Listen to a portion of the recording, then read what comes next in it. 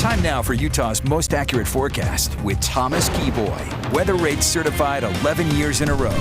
Good morning, Utah. Happy Friday. We've made it to the end of the work week. We're going to begin with our ongoing flood concerns as we have been doing because we still have more than 10 watches, warnings, and advisories in place. So we'll begin with the flood warnings, which again tell you that either flooding is occurring now or it is expected. Those still continue to include the Bear River below the Woodruff Narrows, the Sevier River near Hatch, and the South Fork of the Ogden River, a flood watch that tells you that flooding is a possibility.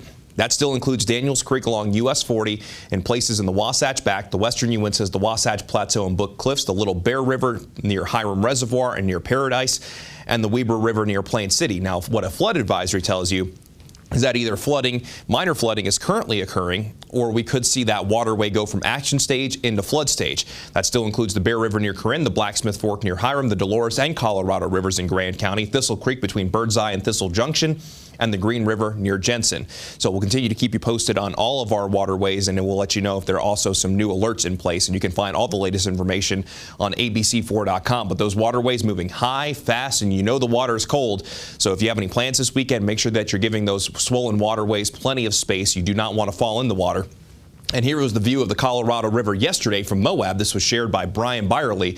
And that water moving downstream, and you can actually see that the water is just outside the banks in the Colorado River. And here's a live view of the Colorado River from Red Cliffs Lodge in Moab, and that water is moving quickly downstream. But this is just a stunning view to start off this Friday morning. And that is going to be a beautiful sunrise down in the southeastern portion of the state. Now, as we look in the opposite direction of the sunrise, beautiful view here in northern Utah, the view from Snow Basin looking towards Mount Ogden. Still plenty of snow up on the mountain. Temperatures this morning ranging anywhere from the 40s to the 60s out there. Some of you might want the light jacket. Some of you might want a sweater.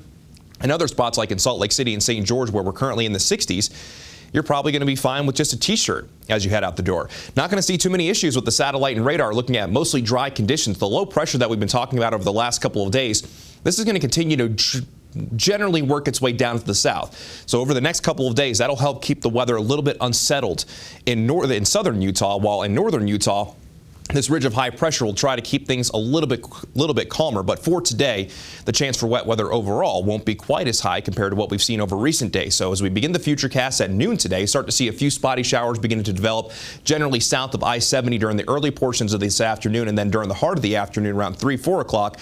Likely see a few showers and thunderstorms generally up in the high country, and showers and thunderstorms favoring south central and southeastern Utah.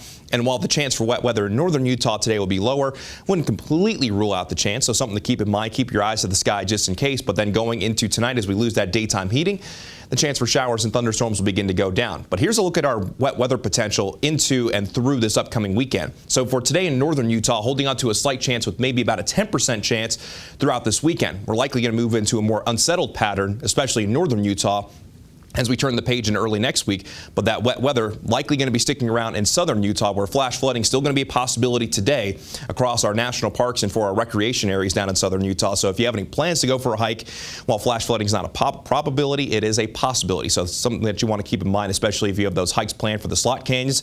But that chance for flash flooding could actually increase going into our Saturday, with a marginal risk for excessive rainfall that could lead to flash flooding as we go into our Saturday. So just another thing that you want to keep in mind. As for those daytime highs, most of us will be topping out in the 70s and 80s. If you're in the Wasatch Back, daytime highs will be in the 60s and 70s. St. George will continue to lead the way at 92. And outside of any wet weather today, we get mostly sunny to partly cloudy skies, and it will be breezy at times. As for St. George, we get a slight chance for today, then isolated showers and thunderstorms Saturday and a Sunday. Daytime highs upper 80s, low 90s. A slight chance holds on to early next week. A little bit drier by the middle of next week, as daytime highs and overnight lows remain very consistent. Then along the Wasatch Front, a slight chance for today, mostly dry for this weekend. Maybe a few stray showers can't be ruled out, but that chance for wet weather only around 10%. We'll be a little bit warmer, but then we bring back isolated to scattered showers and thunderstorms early next week, as daytime highs continue in the 80s with overnight lows in the upper 50s and low 60s. Now let's go ahead and check in on our traffic out there this morning, where we're taking a live view from I-80 westbound at SR 201 over in Tooele County, and things are relatively calm there. Traffic flowing along very nicely, and that's going to be the case for most of northern Utah, including along the Wasatch Front and Wasatch Back this morning. A lot of green there on your screen signifies traffic moving along as it should on this Friday morning. Safe travels, and if you want to take your weather and traffic with you on the go into this upcoming weekend, all you have to do is download the Pinpoint Weather app. Go to the Apple App Store or Google Play. All you have to do is scan the QR code right there on your screen, and it'll take you to your respective app store, and it is free.